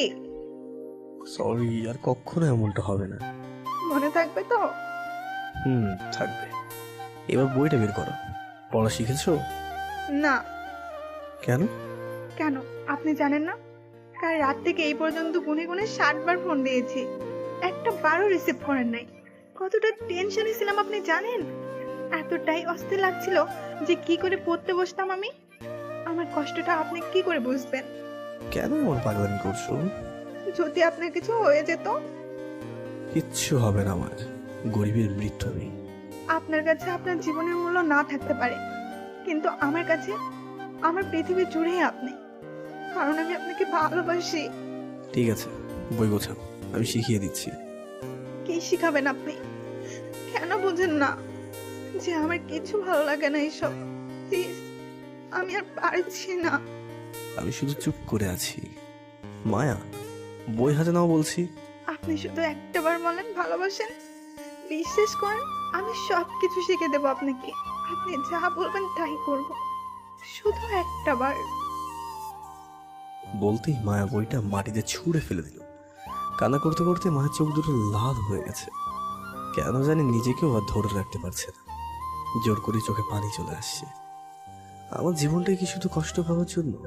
উল্টো দিক করে ঘুরলাম, মনে মনে ভাবতে থাকলাম এইভাবে কাজ হবে না, মায়াকে সবকিছু খুলে বলতে হবে। তাই মায়ের দিকে ফিরে তাকাতেই দেখি, আরে আরে মায়া, কি করছো এগুলো? হ্যাঁ, গলায় ছুরি কেন? হাত থেকে ছুরি ফেলা বলছি। এইভাবে তো কাজ হবে না। কি করব? আমার কষ্ট আর সইছে না। হয়তো আপনি হ্যাঁ বলবেন, না হলে এতটা কষ্টের যে চিরতরে মুক্তি নেব। মায়া শোনো, প্লিজ পাগলামি করো না। আরে আগে আমার কথাটা শোনো। আর কি শুনবো আমি? হ্যাঁ, আপনি শুধু কথা এড়িয়ে যান। আচ্ছা, সত্যি করে বলেন তো, আমি কি দেখতে এতটাই খারাপ যার জন্য আমাকে আপনার পছন্দ হয় না? আমি কি কখনো তোমাকে বলেছি যে তোমাকে আমার পছন্দ হয় না বা ভালো লাগে না? তাহলে তো এখানে কোনো সমস্যা দেখছি না। বেশি কিছু তার হতে চাইনি, শুধু একটাবার বলেন, শুধু আপনার মুখের হাসিটা হতে চেয়েছিলাম। তোমার সাথে কিছু কথা আছে, কাল একটু মুক্তার কাছে আসতে পারবে? কি এমন কথা যে অন্য কোথাও বলতে হবে? সব কথা সবখানে বলা যায় না। ঠিক আছে, বলেন কখন আসতে হবে। আরে পাগলি, আগে ছুরিটা তো ফেলো, তারপর না হয় বলি। ঠিক আছে, এবার বলেন। তোর বাবাকে ডাকো। মানে? আরে পাগল, ভয় পেও না, ওনার সাথে কিছু কথা আছে। ও আচ্ছা, আপনি এখানেই দাঁড়ান, আমি ডেকে দিচ্ছি। হুম। চলে যাবেন না তো আবার? আরে না না, না, আপনি তো আবার একটু কিছু হলেই দৌড়ে চলে যান, তাই আর কি। এখান থেকে আর কখনো যাবো না, আগে যাও তো। ঠিক আছে, যাচ্ছি গো। তারপর মায়া তার বাবাকে রুমে ডেকে নিয়ে আসে। বাবা ডাকছিলে আমায়? জি আঙ্কেল, আসসালামু আলাইকুম, কেমন আছেন? এই তো বাবা ভালো, তুমি কেমন আছো? কি করে যে আপনাকে বলবো ভেবে পাচ্ছি না। কি বলো, আমি তো তোমার বাবার মতোই, চোখ বুজে বলে ফেলো তো। না মানে আঙ্কেল, আমার কিছু টাকার প্রয়োজন, এই মাসের বেতনটা যদি অগ্রিম দিতেন খুবই উপকার হতো। ও এই কথা আগে বলবে না? বলো তোমার কত টাকা প্রয়োজন? জি আঙ্কেল, এই মাসের বেতনটা দিলেই চলবে। এই নাও, এখানে পুরো 10,000 টাকা আছে। কিন্তু আঙ্কেল, আমি তো আপনার কাছে 7,000 টাকা পাবো। তাতে কি হয়েছে, আমি তো তোমার বাবার মতো, আর প্রয়োজন হলে বলবে, কোনো সমস্যা নেই। তবুও আমি শুধু চাই আমার মেয়েকে মানুষের মতো মানুষ করে তোলো তুমি। আঙ্কেল, আপনি কোনো চিন্তা করবেন না, প্রয়োজনে 2 বেলা পড়াবো। তাহলে খুবই ভালো হয়। ঠিক আছে বাবা, তাহলে আমি আসি। আঙ্কেল, হ্যাঁ বলো। মায়া আজ কি করেছে জানেন? না না বাবা, কই কিছু করি নাই তো, স্যার মিথ্যা বলছে। না না বাবা, কই কিছু করি নাই তো, স্যার মিথ্যা বলছে। আহ মায়া, আগে বলতে তো দাও। আঙ্কেল, আপনার মেয়ে আজ সুন্দর করে প্রতিটা অধ্যায় প্র্যাকটিক্যালি বিশ্লেষণ করেছে, যা খুবই সুন্দর হয়েছে। যাক বাবা, বাঁচা গেল। আমি তো মনে করেছিলাম বলেই ফেলে নাকি। Thank you, thank you. তারপর মায়ের দিকে চেয়ে মিষ্টি একটা হাসি দিয়ে বাসায় চলে আসলাম। আসার সময় ঘরের বাজার করে নিয়ে এসেছি, অনেক খুশি লাগছে আজ প্রথম মাসের স্যালারিটা পেলাম। রান্না করতে যাওয়ার জন্য রেডি হব, এমন সময় মায়ার ফোন। হ্যালো। আপনি কি বলেন তো, জানেন কতটা ভয় পেয়েছিলাম? আমি তো ভয় দেখানোর জন্য বলেছি, যাতে এমন পাগলামো আর কখনো না করো। হুম ও আচ্ছা, তাই না? হুম। তো এবার বলেন, কাল কখন দেখা হচ্ছে? কাল সকাল 10টায় মুখা আছে রাজবাড়িতে। ঠিক আছে, বাই। বাই। তারপর রান্না করতে চলে যাই। মা অনেকদিন বলেছে একটা বউ আনতে, কিন্তু আমি সেই কথায় কখনো কান দিইনি, কারণ আমি জানি এখনকার মেয়েরা বৃদ্ধ শ্বশুর শাশুড়িকে দেখতে পারে না। যেই মা এত কষ্ট করে নিজের খাবার নিজে না খেয়ে আমাকে খাইয়েছে, সেই মায়ের শেষ মুহূর্তে কষ্ট হোক তা আমি চাই না। রান্না বান্না শেষ করে বাবা মাকে খাবার দিচ্ছিলাম, এমন সময় মায়ের ফোন। কি হলো স্যার, 10টা বেজে গেছে, আপনি তো এখনো আসলেন না। আমি একা একা কখন থেকে বসে আছি। এত তাড়াতাড়ি চলে গেছো? ঠিক আছে, ওয়েট করো, আমি আসছি। কার সাথে কথা বলি হৃদয়? নিশ্চয়ই বৌমা, তাই না? আরে না বাবা, আমি যাকে পড়াই ওই মেয়েটা। ও আচ্ছা। তারপর রেডি হয়ে রাজবাড়িতে চলে গেলাম। ভিতরে যেতে পিছন থেকে কে যেন হাতটা ধরল। পিছন ফিরতেই কি ভয় পেয়েছেন? ভয় পাবার কিছু নেই, আমি ছাড়া এই হাতটা আর কেউ ধরবে না। মায়া, তুমি? কেন বিশ্বাস হচ্ছে না? কি বলবো, আমি তো ভেবেই পাচ্ছি না। নীল শাড়ি, কালো টিপ, ঠোঁটে হালকা খয়েরি লিপস্টিক, বলতে গেলে আগুন সুন্দরী। এই যে কি হলো, কথা বলছেন না যে? কই বলছি তো। এবার বলেন, কি বলবেন? মায়া, আমি জানি তুমি আমাকে অনেক ভালোবাসো, কিন্তু তুমি কি আমার বিষয়ে সবকিছু জানো? না, কখনো প্রয়োজন মনে করিনি। আবেগ দিয়ে ভালোবাসা চলে না, কখনো জীবন চলে না। আমার মনে হয় মায়া, তুমি ভুল সিদ্ধান্ত নিচ্ছ। মোটেও না, you are my life line, you are my life story, আর কিছু জানি না। মায়া, আমার সংক্ষিপ্ত জীবনের গল্পটা তোমার একটু শোনা উচিত। হ্যাঁ বলো। ও সরি, তুমি করে বলে ফেলেছিলাম। জি বলেন। মায়া, তুমি হয়তো এটা জানো যে আমার কোনো বোন নেই। বাবা মার একমাত্র সন্তান আমি। বাবা মা দুজনেই বৃদ্ধ, তাই আমাকেই রান্না করতে হয়। তাছাড়া আমি একদম গরিব, মোটামুটি ভিখারিও বলতে পারি। ঠিক মতো দুমুঠো ভাত বাবা মার মুখে তুলে দিতে পারি না। নিজেরটা না হয় বাড়ি দিল, বাড়িওয়ালা বাসা থেকে বের করে দেবে বলেছে 3-4 মাসের ভাড়া পরিশোধ না করলে। জানো, টাকা এমন একটা জিনিস যার জন্য সজীবের সাথে 20 বছরের সম্পর্কটা নষ্ট হয়ে যাচ্ছে। সজীব বলেছে তাকে নাকি আজকেই টাকা দিতে হবে। আরে কষ্ট তো হয় তখনই যখন আমার মা অসুস্থ শরীর নিয়েও বলে ঔষধ লাগবে না, এটা এমনি এমনি সেরে যাবে। তেমন কিছু একটা হয়নি তো। এটা কেন বলে জানো? মা জানে আমার পকেটে তেমন একটা টাকা নেই। মাঝে মাঝে মনে হয় মেঘের আড়ালে লুকিয়ে যায়। একদিনে এতগুলো টাকা কিছুতেই সম্ভব না। মায়া, আমার একটা ভবিষ্যৎ হচ্ছে অন্ধকার একটা রাতের মতো। আমি চাই না তোমার ভবিষ্যতে আমার অন্ধকার হোক। এটার কষ্ট আমি বুঝি। তাছাড়া দেখো, তোমার বাবা অনেক বড় লোক, এটা কিছুতেই মেনে নেবে না। আমি চাই তুমি ভালো থাকো, ভালো একটা ছেলে ডিজার্ভ করো। আমি তোমাকে সবসময় সুখী দেখতে চাই। আমি জানি তুমি একটা লক্ষ্মী মেয়ে। আমার মতো বেকারের কাছে কে বিয়ে দেবে বলো? আমি চাই তুমি আমার ভুলে যাও। আমার কথা শুনে মায়া চোখটা মুছতে মুছতে চলে যায়। আমি জানতাম এমনটাই হবে, কারণ ভিখারির কখনো ভালোবাসা হয় নাকি। তারপর আমিও চোখটা মুছতে মুছতে চলে গেলাম। বাসায় বসে আছি, এমন সময় সজীবের ফোন। হ্যাঁ সজীব, বল। বল মানে, টাকা কখন দিবি? ও ও তোকে তো বলতে ভুলে গেছিলাম। আমি তোর জন্য টাকা রেডি করে রেখেছি, বিশ্বাস কর। শরীরটা অনেক খারাপ লাগছে, তাই আজ আর আসছি না। কাল সকালে ভার্সিটিতে গিয়ে দিয়ে দেবো। সত্যি বলছিস তো? হ্যাঁ রে, সত্যি। ওকে, বাই। স্তব্ধ হয়ে বসে আছি আর ভাবছি সজীবকে টাকাগুলো দিয়ে দিলে তো কিছুই থাকবে না আমার কাছে। বাড়ি ভাড়া তো দিতেই হবে, না হলে তো বাসা থেকে বের করে দেবে। ধ্যাৎ, এত টেনশন আর ভালো লাগে না। কিন্তু আমার শত কষ্ট হলেও বাবা মা মুখের সব সময় হাসি দেখতে চায়। তাই সিদ্ধান্ত নিলাম বাবার দেওয়া ফোনটা বিক্রি করে ঘর ভাড়াটা পরিশোধ করে দেবো। কাল সকালবেলা ফোনটা বিক্রি করার জন্য বের হব। সারাদিন নানা রকমের চিন্তা ভাবনা করতে দিনটা কেটে গেল। খাওয়া দাওয়া শেষ করে রাতের বেলা ঘুমিয়ে গেলাম। পরদিন সকালবেলা 9টা বাজতে মায়া হৃদয়ে ভার্সিটিতে যাওয়ার পর। এই যে ভাইয়া, শোনেন। জি, আমাকে বলছে? হ্যাঁ, আপনাকেই বলছি। আপনার নাম সজীব, তাই না?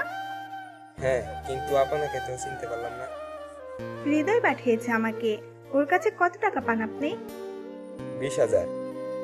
এই নেন, এখানে পুরো টাকাই আছে। তারপর মায়া হৃদয়দের বাড়িওয়ালার কাছে গিয়ে সব টাকা পরিশোধ করে দেয়। তার কিছুক্ষণ পর হৃদয় ভার্সিটিতে যায়। এই হৃদয়, এদিকে আয়। দোস্ত, তোর কাছে আসতেছিলাম। কি করে যে শুরু করবো বুঝতে পারছি না। আরে রাখ তোর কথা। মেয়েটা কে রে? মেয়েটা মানে? কোন মেয়ের কথা বলছিস তুই? আর একটু আগে যে 20,000 টাকা নিয়ে মেয়েটাকে আমার কাছে পাঠিয়েছিলি, ওই মেয়েটাকে? কথাটা শুনেই তো হকচকিয়ে গেলাম। তার মানে মায়া সব টাকা পরিশোধ করেছে। ভার্সিটি থেকে বেরিয়ে বাসার উদ্দেশ্যে রওনা দিলাম। কিছুক্ষণ পর হঠাৎ করে পিছন থেকে একটা ডাক শুনতে পেলাম। এই যে বাবা, শোনো। জি আঙ্কেল, আসসালামু আলাইকুম। সেদিন রাগের মাথায় অনেক কিছুই বলে ফেলেছিলাম, মনে কিছু নিও না। হ্যাঁ, এখন থেকে ঠিক মতো বাড়ি ভাড়া পরিশোধ করিও। ও হ্যাঁ, আরেকটা কথা, তোমার তো কোনো বোন নেই। ওই মেয়েটা কে? কোন মেয়েটা? সকালবেলা যে মেয়েটাকে দিয়ে বাড়ি ভাড়া পাঠিয়েছিল। আবারও থমকে গেলাম। তার মানে মায়া বাড়ি ভাড়া সহ দিয়ে দিয়েছে। না, মায়াকে একটা ফোন দিতেই হবে। পকেট থেকে ফোনটা বের করে মায়াকে ফোন দিলাম।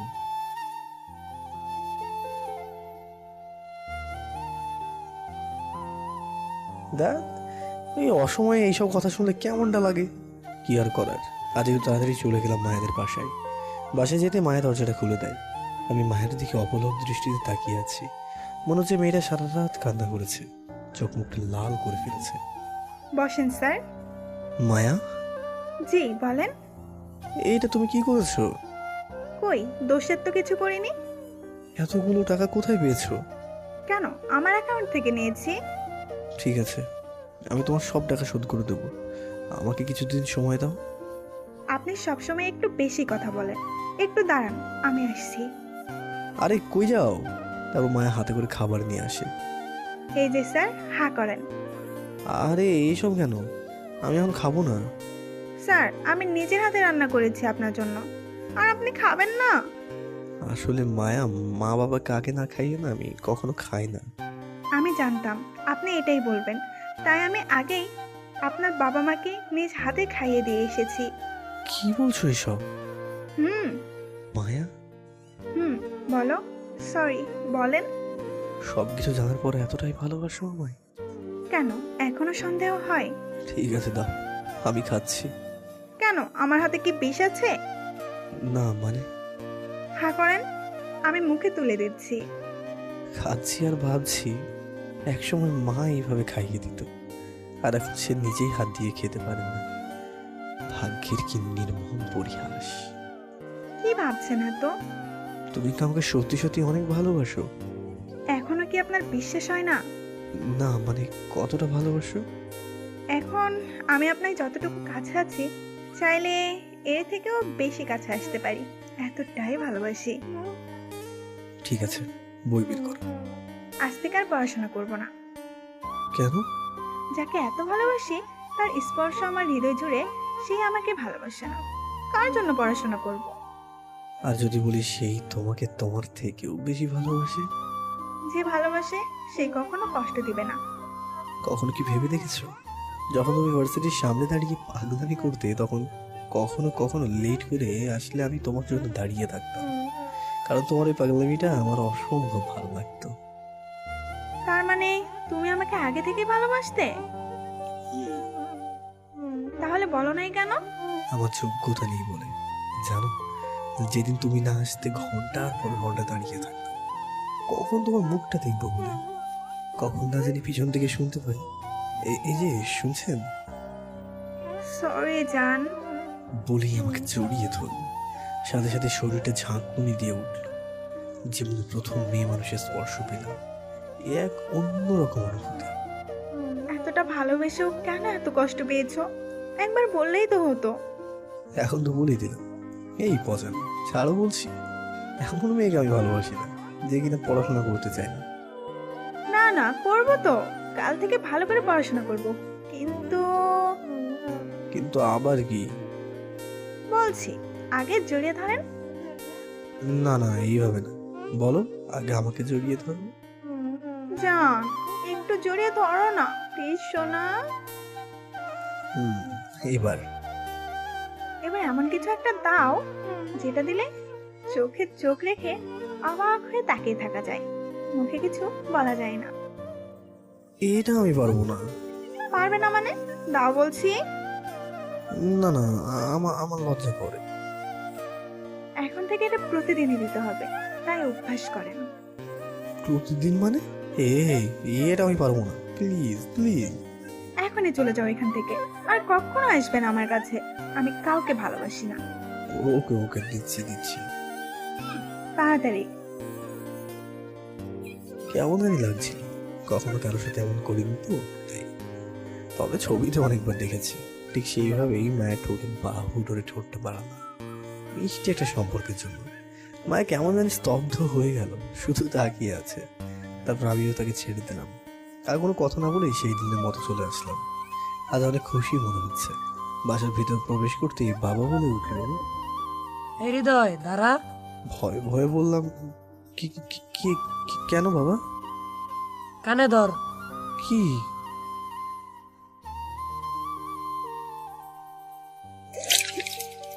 কানে ধর। মানে? কানে ধরতে বলছি, কানে ধরে 10 বার উঠবস কর। ঠিক আছে, করছি। দাঁড়া, সেদিন মিথ্যা বলছিলি কেন? কই, কখন কি বললাম আবার? এত সুন্দর লক্ষ্মী একটা বৌমা আছে, আগে বলিসনি কেন? বাবা, ও এখনো তোমার বৌমা হয়নি। হয়নি, হবে, তাই বলে বৌমা ডাকবো না? বাবা শোন, আমার শরীরটা বেশি একটা ভালো যাচ্ছে না রে। মনে হচ্ছে আমি আর বেশি দিন বাঁচবো না। মৃত্যুর আগে বৌমার মুখখানি ভালো করে দেখে যেতে চাই। বিয়েটা করে ফেল বাবা। একদম চুপ বাবা, বাজে কথা মুখে আনবে না। মরে যাবে কেন? এখন তো বয়স হয়েছে, ওপারে তো যেতেই হবে, তাই না? বাবার কথা শুনে হৃৎপিণ্ডটা নাড়া দিয়ে উঠল। বাবাকে কখনো হারিয়ে ফেলার কথা মনে হলেই শরীরটা যেন অবশ হয়ে আসে। বাবাকে শক্ত করে জড়িয়ে ধরে বললাম, কিচ্ছু হবে না তোমার, বলেই রুমে চলে গেলাম। মন খারাপ করে বসে আছি, এমন সময় মায়ার ফোন। হ্যাঁ মায়া, বলো। কি হয়েছে তোমার? মন খারাপ নাকি? এভাবে কথা বলছো কেন? মায়া, আসলে বাবার শরীরটা বেশি ভালো না, জানো। বাবাকে হারানোর কথা মনে হলেই না দু চোখে অন্ধকারে নেমে আসে আমার। প্রতিটি সন্তানের কাছেই বাবা মা খুবই প্রিয়, কিন্তু বিধাতার বিধান মেনে নিতেই হবে, তাই না? জানো, আজ বাবাকে নিয়ে সেই কবিতাটা খুবই মনে পড়ছে। কোন কবিতাটা?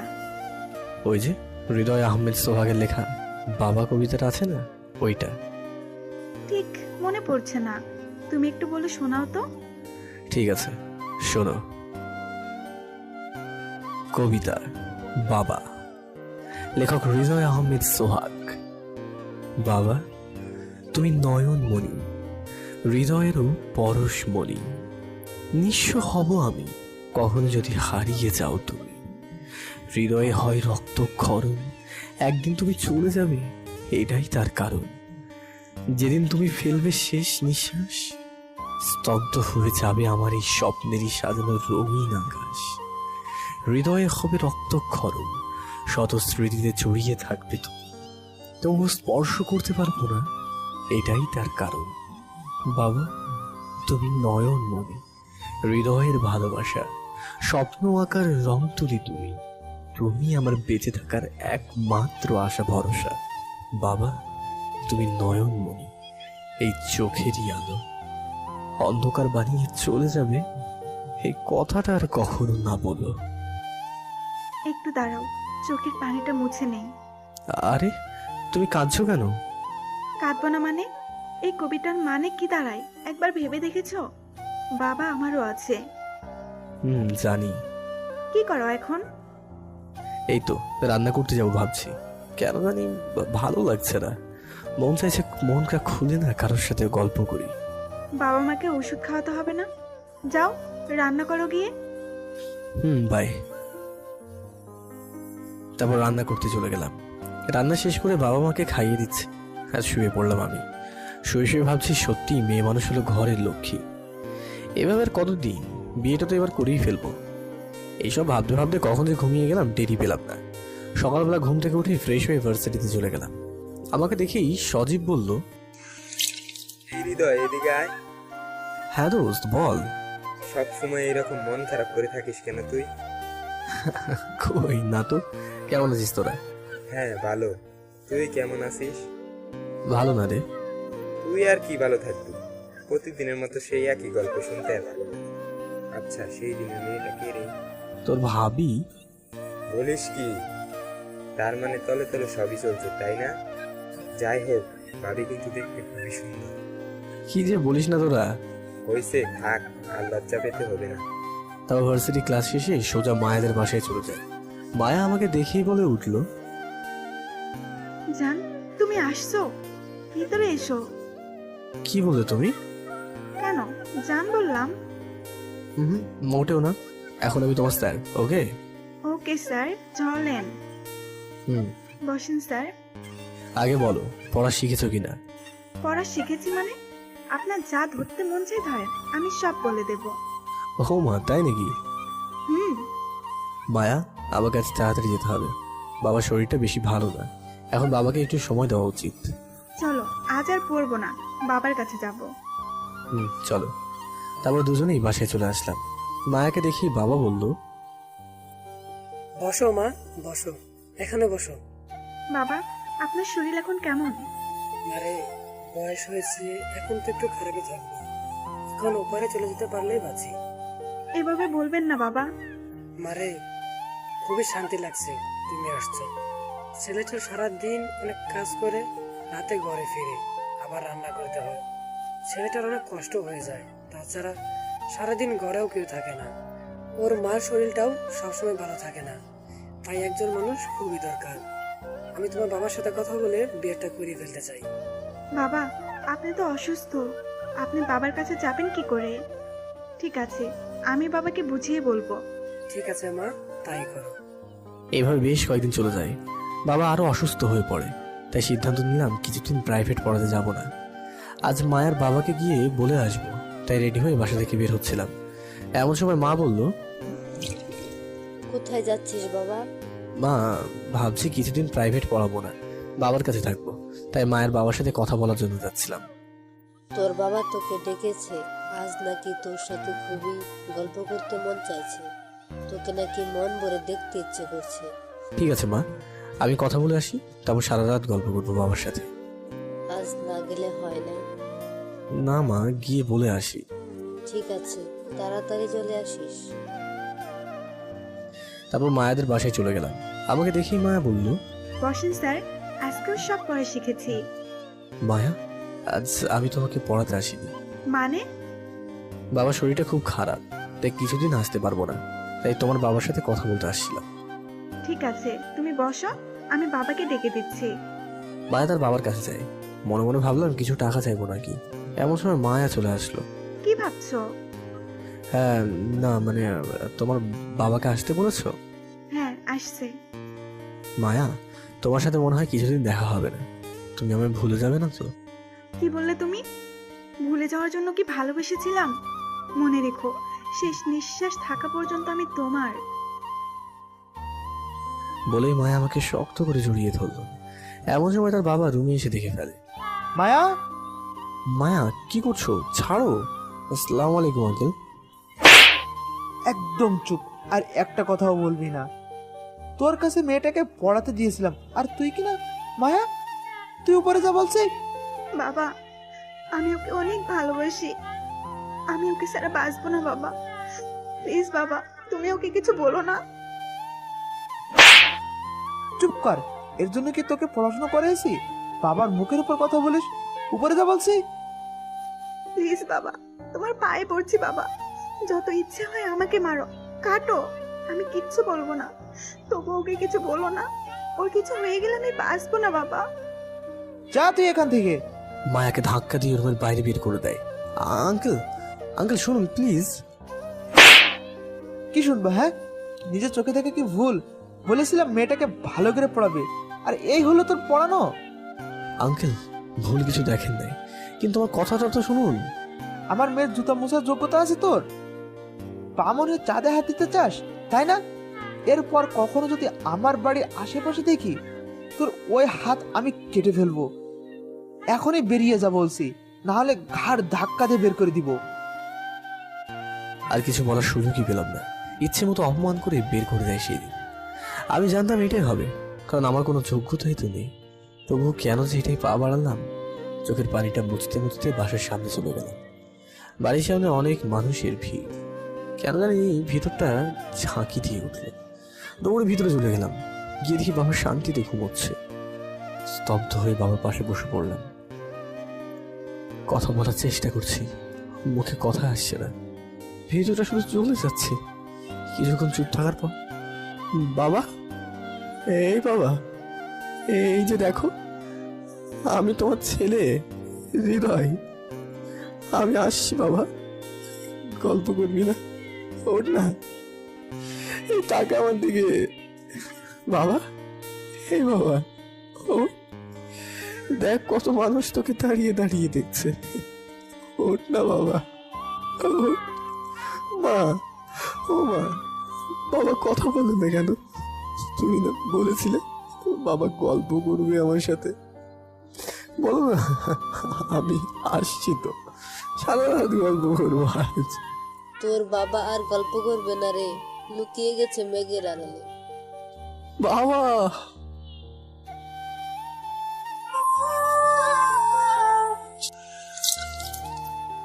তোর বাবা আর গল্প করবে না রে, লুকিয়ে গেছে মেঘের আড়ালে।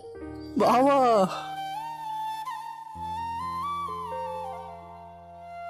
আজ থেকে তোর বাইরে যাওয়া বন্ধ। ভেবেছিলাম তোর বিয়েটা দেরিতে দিব, কিন্তু এখন দেখছি তাড়াতাড়ি দিতে হবে। আমার বন্ধুর একমাত্র ছেলে আরিফের সাথে তোর বিয়ে হবে, এবং সেটা খুব শীঘ্রই।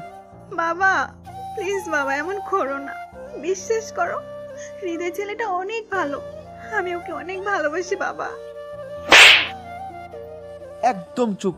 ওই রাস্তার একটা ছেলের সাথে একমাত্র মেয়ের বিয়ে হতে পারে না, যেখানে ও নিজেই চলতে পারে না। তাছাড়া আমি সমাজের কাছে মুখ দেখাবো কি করে? হ্যাঁ, আমি যা বলছি তাই হবে। বলে মায়ের বাবা সেখান থেকে চলে যায়। মায়া তাড়াতাড়ি ফোনটা বের করে হৃদয়কে ফোন দেয়। আপনার ডায়ালকৃত নম্বরটি এই মুহূর্তে বন্ধ আছে। এভাবে প্রায় 10 দিন চলে যায়, হৃদয় আর ফোন খোলে না। তাই মায়া বাধ্য হয়ে তার বাবার কাছে যায়। বাবা আসবো? বাবা কি বলো? হ্যাঁ মানে বাবা, বাবা কি বলো? বাবা এই বিয়েতে আমি রাজি। এই তো লক্ষ্মী মেয়েটা। আমি জানি আমার মেয়ে কখনো আমার কথা বাইরে যাবে না। বাবা আমি ছেলেটার সাথে কালকেই দেখা করতে চাই। ঠিক আছে, আমি আজ ওর সাথে কথা বলবো।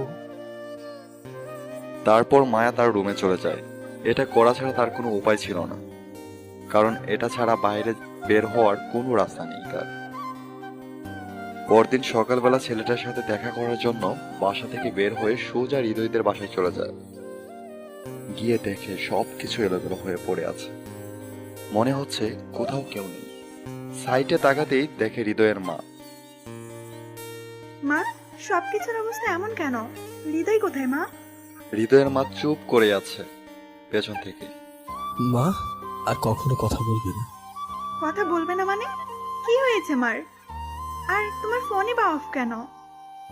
মায়া, বাবা আমাকে ছেড়ে চলে গেছে। চলে গেছে মানে? কি বলছো এসব? ওই দিন বাসায় এসে দেখি বাবা আমাকে ছেড়ে চলে গেছে। বাবা বলেছিল আমার সাথে নাকি গল্প করবে, সেই গল্প যে এমন একটা গল্প হয়ে যাবে কখনো ভাবতে পারিনি। মার কি হয়েছে? সেদিন বিকেল থেকে মার কথা বলতে পারে না। তুমি এখানে কেন এসেছো? হৃদয়, কি করে যে কথাটা বলবো বুঝতে পারছি না। এমনিতেই তুমি অনেক কষ্টে আছো, তবুও বলতেই হচ্ছে। আমি জানি তুমি কি বলবে। তোমার বাবা তোমাকে কোনো কতিপতি ছেলের সাথে বিয়ে দিচ্ছে, তাই তো? হ্যাঁ হৃদয়, প্লিজ তুমি কিছু একটা করো। আমি অনেক মিথ্যা বলে বাসা থেকে বের হইছি। তুমি আমার অবস্থা দেখতেই পারছো। তুমি বিয়েটা করে নাও। দেখো, আমি কোনো কোটিপতি ছেলে না, তোমাকে বিয়ে করার মতো যোগ্যতা আমার নেই। তোমার বাবা মা এটা কখনোই মেনে নেবে না। তুমি এখানে চলে যাও মায়া, চলে যাও। আমি তোমার পায়ে পড়ছি, প্লিজ এমনটা বলো না। আমি তোমাকে ছাড়ার কাউকে চাই না। আমার টাকা পয়সা কিচ্ছু লাগবে না, ওটা শুধু তোমাকে পেলেই চলবে। বলে আমাকে শক্ত করে ধরে জড়িয়ে ধরল। আমি জোরে ধাক্কা দিয়ে সরিয়ে দিলাম। কি করছো মায়া? ছাড়ো বলছি। প্লিজ প্লিজ, আমি তোমাকে অনেক ভালোবাসি হৃদয়। আমার সাথে তুমি এমনটা করতে পারো না। আমি জানি তুমি আমাকে অনেক ভালোবাসো, কেন এমন করছো? কে বলেছে আমি তোকে ভালোবাসি? ওইগুলো আবেগ ছিল, আমি কখনোই তোকে ভালোবাসিনি। বেরিয়ে যা বলছি। আমি তোমাকে ছেড়ে কোথাও যাব না, প্রয়োজনে তুমি আমাকে মেরে ফেলো, তবুও যাব না। ঠাস করে থাপ্পড় মারলাম। এটা একদম মামার বাড়ির আবদা নাকি? যা এখান থেকে, বলেই ধাক্কা দিয়ে বাসা থেকে বের করে দিলাম। বুকটা ফেটে চিৎকার আসছিল। আজই প্রথম মায়ের সাথে খারাপ আচরণ করলাম। এটা ছাড়া হাতে হাতে কোনো রাস্তা ছিল না। আমি চাই আমার ভালোবাসার মানুষটা সুখে থাক। হয়তো এখন একটু খারাপ লাগবে, তারপর কিছুদিন গেলে আস্তে আস্তে সব কিছু ঠিক হয়ে যাবে। ওইদিকে মায়া চোখটা মুছতে মুছতে ওই ছেলেটার সাথে দেখা করতে চলে যায়। কাছে যাবার পর মায়া চুপ করে বসে আছে। হাই, আপনার কি মন খারাপ? হ্যাঁ মানে, কই না তো। আমি মায়া, আপনি? বাহ, খুব সুন্দর নাম আপনার। আমি আরিফ। বাবার কাছে শুনেছি আপনার কথা। তাই? কি শুনছেন শুনি? এই তো অনেক কিছুই। আচ্ছা, একটা কথা বলবো? মায়া চুপ হয়ে আছে। আপনি মনে হয় অন্যমনস্ক। কি হয়েছে জানতে পারি? কই কিছু না তো। জি বলুন। আপনার চোখই বলে দিচ্ছে আপনার কিছু হয়েছে। চাইলে শেয়ার করতে পারেন। না মানে, কি যেন বলতে চাইছিলেন? আপনি কিন্তু দেখতে অনেক সুন্দর। আপনার নামটা যেমন সুন্দর, তেমন আপনি। আমাকে আপনার পছন্দ হয়েছে তো? হ্যাঁ, মানে খুব পছন্দ হয়েছে। খুব। আমাদের তো আজকে প্রথম দেখা। বলবো এক সময়, বাসর রাতে। আচ্ছা, আমাকে আপনার পছন্দ হয়েছে? সেটা না হয় বিয়ের দিনই জানতে পারবেন। আমি আজই বাবাকে বলে বিয়ের তারিখটা ঠিক করে ফেলতে বলবো। তারপর মায়া কথা বলা শেষ করে বাসায় চলে যায়। মায়া আবারও হৃদয়কে ফোন দেয়। হৃদয় ফোনটা অফ করে রেখেছে। এইভাবে 2-3 দিন চলে যায়, তাদের দুজনের কথা হয় না। হৃদয় আর থাকতে না পেরে ফোনটা খুলে মায়াকে ফোন দেয়। হ্যালো হৃদয়, আমি জানতাম তুমি আমাকে ফোন দিবে। ফোনটা কেটে দেয় হৃদয়। মায়া আবারও ফোন দেয়। কেন এত কষ্ট দিচ্ছ নিজেকে? চলো না আমরা পালিয়ে যাই। মায়া, সেই দিন ওইভাবে খারাপ ব্যবহার করার জন্য সরি। দেখো মায়া, আমি চাই তুমি আমাকে ভুলে যাও, ভালো একটা ছেলেকে বিয়ে করে সুখে থাক। আর তুমি? আমার কথা না হয় বাদই দাও, তোমার স্মৃতিগুলো নিয়ে কেটে যাবে কোনো রকমে। তুই খারাপ, অনেক খারাপ তুই। ভুলেই যখন যাবি তাহলে ভালোবেসেছিলি কেন? কেন বুকে জড়িয়ে নিয়েছিলি? দেখ, আমি ভালো করে বলছি, তুই যদি আমাকে বিয়ে না করিস তাহলে আজ রাতটাই হবে আমার শেষ রাত।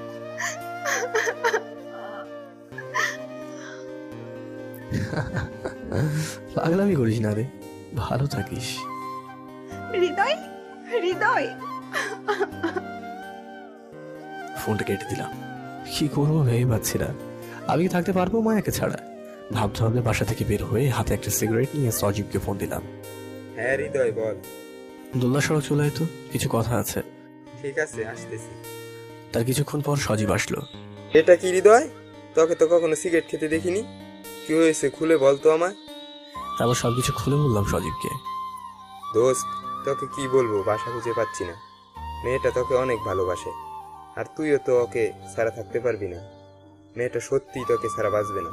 তোরা পালিয়ে যা, বিয়ে করে নে। এটা কি করে সম্ভব? তুই তো জানিস আমি একজন বেকার, টাকা পয়সা কিচ্ছু নেই আমার। তাছাড়া জানিসই তো মা অনেক অসুস্থ। আসলে দোস্ত, তোর জীবন কাহিনীটা কষ্টের কোনো মুভির থেকেও বেশি কিছু। তুই সব কিছু আমার উপর ছেড়ে দে, আমি সব সামলে নিব। টাকা পয়সা যা লাগে সব দিব। আর কখনো চাইবো না, যখন মন চায় তখন দিস। তবুও বলছি, তুই মায়াকে নিয়ে পালিয়ে যা। মেয়েটাকে এভাবে মরতে দিস না, হারিয়ে কান্না করে লাভ নেই। দোস্ত, মায়াকে আমি অনেক ভালোবাসি, সত্যি মায়াকে ছাড়া আমি থাকতে পারবো না। যা, মায়ের সাথে কথা বলে সব কিছু রেডি করে ফেল। তারপর সেখান থেকে চলে এসে মায়াকে ফোন দিলাম। কেন ফোন দিয়েছো তুমি? মায়া, আমি আর পাচ্ছি না, কি করব বলো? আমি অনেক ভালোবাসি যে তোমায়। আমি কাউকে ভালোবাসি না। সরি মায়া, আমাকে ক্ষমা করে দাও। চলো আমরা পালিয়ে যাব। সত্যি বলছো তুমি? 2 দিন পর আমরা পালিয়ে যাব। আগে কানে ধরো, অনেক কষ্ট দিয়েছো। সরি। মায়া, কার সাথে কথা বলছিস? জি বাবা, মামা মানে আরিফ ফোন করেছে। ও আচ্ছা। তারপর সেই দিন রাতেই সবকিছু রেডি করে ফেললাম। দেখতে দেখতে 2 দিন চলে গেল। আজ রাতেই পালিয়ে যাব। কোথায় যাব তা জানি না, শুধু জানি পালিয়ে যাচ্ছি। ভাবতে ভাবতে সন্ধ্যা হয়ে আসলো। তার একটু পর সজীব চলে আসলো। সবকিছু ঠিকঠাক আছে তো? হ্যাঁ, সব ঠিকঠাক আছে। এই নে টাকা, আরো লাগলে আমি তো আছি। দোস্ত, হ্যাঁ বল। আমাকে কথা দে, মাকে তুই ভালো করে দেখে রাখবি, মাকে ঠিক মতো ঔষধ খাওয়াবি। দেখতেই তো পারছিস মা কতটা অসুস্থ। 2টা দিন দেখে রাখ, তারপর মাকে সহ আমি নিয়ে যাব। তুই একটুকুও চিন্তা করিস না, আমার উপর একটু বর্ষা রাখ। এমন সময় মায়ের ফোন। হ্যাঁ মায়া, বলো। আমি লেকের পাড়ে একা একা দাঁড়িয়ে আছি, অনেক ভয় করেছে। প্লিজ তাড়াতাড়ি এসো। ঠিক আছে, আমি এক্ষুনি আসছি। তবে মার কপালে একটা চুমু খেয়ে বেরিয়ে গেলাম। হৃদয় দাঁড়া। হ্যাঁ বল। পৌঁছে ফোন দিস। আচ্ছা ঠিক আছে। তারপর হৃদয় চলে যায়। হৃদয় চলে যাওয়ার একটু পরে তার মা স্ট্রোক করে। সজীব তার মাকে হসপিটালে নিয়ে যায়। ওইদিকে হৃদয়, কোথায় তুমি? মায়া, তোমার সাথে পরে কথা বলছি, সজীব ফোন করছে। হ্যাঁ সজীব বল। হৃদয়, তোর মা স্ট্রোক করেছে, সিটি হসপিটালে নিয়ে এসেছি। কি? হ্যাঁ আমি এখনই আসছি। তারপর হৃদয় মায়াকে রেখেই হসপিটালে চলে যায়। সজীব, এই সজীব, মা কোথায়? সরি দোস্ত, তোর মা আর বেঁচে নেই। ওই দেখ। মা, এই মা, তুই ঘুমিয়ে আছিস তাই না? ওঠ, দেখ না, আমি আসছি তো।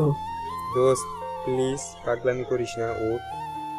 মারে, মা, তুইও চলে গেলি। আমি আমি কাকে নিয়ে বাঁচবো বল? আমার তো কেউ রইল না। তোরা সবার বেইমান, সবাই বেইমান, সবাই। ওই দিনের পর থেকে হৃদয় আর স্বাভাবিক জীবনে ফিরে আসতে পারেনি। সবসময় পাগলের মতো আচরণ করত। মা বাবাকে সে অনেক ভালোবাসতো, তাই এমনটা হয়েছে। এভাবে বেশ কিছুদিন কেটে যাবার পর কিছুটা স্বাভাবিক জীবনে ফিরে আসে। ঠিক তখনই মামার কথা মনে পড়ে তার। মায়া কোথায়? আমি তো মায়াকে সেদিন ফেলে রেখে চলে আসছিলাম। মায়া মনে হয় খুব রাগ করে আছে। না, মায়াকে একটা ফোন দিই। কিন্তু আমার ফোন কোথায়? না, আগে সজীবের কাছে যেতে হবে। এমন সময় সজীব দৌড়ে আসে। ও, তুই আসছিস? মায়া কোথায়? ও আমার উপর রেগে আছে, তাই না? আমি জানি ও আমার সাথে রাগ করে থাকতে পারবে না। চল ওর কাছে যাবো। হৃদয়, মায়ের বিয়ে হয়ে যাচ্ছে, শেষবারের মতো তোর সাথে দেখা করতে চাই। ও দিঘির পাড়ে দাঁড়িয়ে আছে, তোকে এখনই যেতে বলেছে। কি? পায়ের নিচ থেকে যেন মাটি সরে গেল। তাড়াতাড়ি দিঘির পাড়ে চলে গেলাম। মায়া বৌথুর সাথে বসে আছে। মায়া আমাকে দেখেই বলল, তুই একটা স্বার্থপর বেঈমান। এবার তো খুশি হয়েছিস তাই না?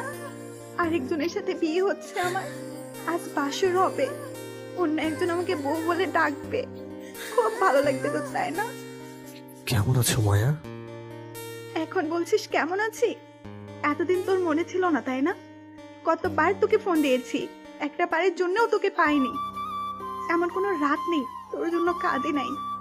আর কত কষ্ট দিবে আমায় বল? শরীরের একই অবস্থা করছিস। নিজের প্রতি একটু খেয়াল রাখতে পারিস না? কার জন্য খেয়াল রাখবো? আমার তো সবকিছুই শেষ। তুমি অনেক হ্যাপি থাকবে মায়া, ভালো থেকো। দাঁড়া, কোথায় যাচ্ছিস? এই, তুই কি ভেবেছিস? হ্যাঁ, আমি তোকে ছাড়া অন্য কাউকে বিয়ে করব, তারপর সংসার করব, অনেক হ্যাপি থাকবো? এটা তুই কি করে ভাবলি? যে আমি 2 বছর তোর জন্য অপেক্ষা করেও অন্য কারো হইনি, সে আমি এখন তোকে ছেড়ে অন্য কারো হয়ে যাব? এটা কি করে ভাবলি তুই? আমার কষ্টকে তুই বুঝবি না? হ্যাঁ, একটা মেয়ের কতটা কষ্ট হয় ভালোবাসার মানুষটি হারিয়ে গেলে, সেটা তুই কি করে বুঝবি? তুই তো কখনো ভালোবাসিসনি। তোকে বলেছিলাম না, আমি শেষ নিঃশ্বাস পর্যন্ত শুধু তোরই। এই দেখ, বিষের বোতল সবটুকু খেয়ে এসেছি, আমি চলে যাচ্ছি। এবার তুই হ্যাপি থাকিস। আর কখনো বলবো না আমাকে ভালোবাসতে, জড়িয়ে ধরতে। বলি মায়া মাটিতে লুটিয়ে পড়ে। এই মায়া, এই মায়া, এটা তুই কি করেছিস মায়া? হ্যাঁ, মায়ের চোখ খোল মায়া। তুই কি ভেবেছিস? হ্যাঁ, বিষ কি তুই একাই খেয়েছিস? আমি খাইনি। তুই কি একাই আমাকে ভালোবাসিস? আমি বাসি না? এটা তুই কি করে ভাবলি? তুই অন্য কারো বউ সেজে চলে যাবি, আমার জায়গায় আরেকজন তোকে বউ করে রাখবে, আর আমি চেয়ে চেয়ে দেখবো? এই ছিল তোর ভালোবাসা? এই দেখ, বিষের বোতল আসার সময় আমিও খেয়ে এসেছিলাম, কারণ আমি জানি তোকে ছাড়া বেঁচে থাকা কিছুতেই সম্ভব না। আর তুই কিনা একাই চলে যাচ্ছিস। হৃদয়, আর তো কখনো বলবো না আমাকে জড়িয়ে ধরতে। শেষবারের মতো আমাকে একটু জড়িয়ে ধরো না, আমার খুব কষ্ট হচ্ছে গো। এই তো জড়িয়ে ধরেছি, প্লিজ চোখ খোলো মায়া। মায়া, আমি তোমাকে অনেক ভালোবাসি মায়া, আই লাভ ইউ। আমিও তোমাকে অনেক ভালোবাসি, আই লাভ। হ্যাঁ বলো, বলো তারপর। মায়া, মায়া, মায়া কোনো কথা বলছে না। কি হলো মায়া? হে মায়া, মায়া, মায়া, মায়া, আমাকে ছেড়ে তুই মেঘের আড়ালে লোকাতে পারিস না। আমিও আসছি তোর কাছে। আস্তে আস্তে হৃদয় মাটিতে লুটিয়ে পড়ে। সেখানে শেষ হয় তাদের শেষ নিঃশ্বাস। এভাবেই কিছু সত্যিকারের ভালোবাসা কিছু হাসি আর কষ্টের আড়ালে লুকিয়ে থাকে। এই সমাজ, সুন্দর সংসার, সবকিছু ছিল।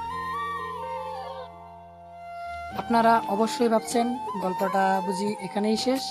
না ভাই, গল্পটা এখানেই শেষ না। কিছু গল্প আছে যেগুলো শেষ হয়েও শেষ হয় না। তো এই গল্পটা যদি আপনাদের কাছে খুব ভালো লেগেই থাকে, তাহলে আমরা এই গল্পটার সিজন 2 হিসেবে নিয়ে আসতে চাই। আর তার জন্য আপনাদের কাছে একটা রিকোয়েস্ট, আপনারা এই গল্পটা সিজন 2 যদি শুনতে চান তাহলে তাহলে 5K লাইক বানিয়ে দিন। আমরা খুব তাড়াতাড়ি খুব শীঘ্রই আপনাদের মাঝে এই গল্পটা সিজন 2 হিসেবে নিয়ে আসতেছি। আর হ্যাঁ, এই গল্পটা শোনার পর যদি আপনাদের মনে বিন্দু পরিমাণ কোনো ফিলিংস জেগে থাকে তাহলে অবশ্যই কমেন্ট বক্সে কমেন্ট করে আপনার মহামূল্যবান বক্তব্যখানে আমাদের কাছে শেয়ার করুন।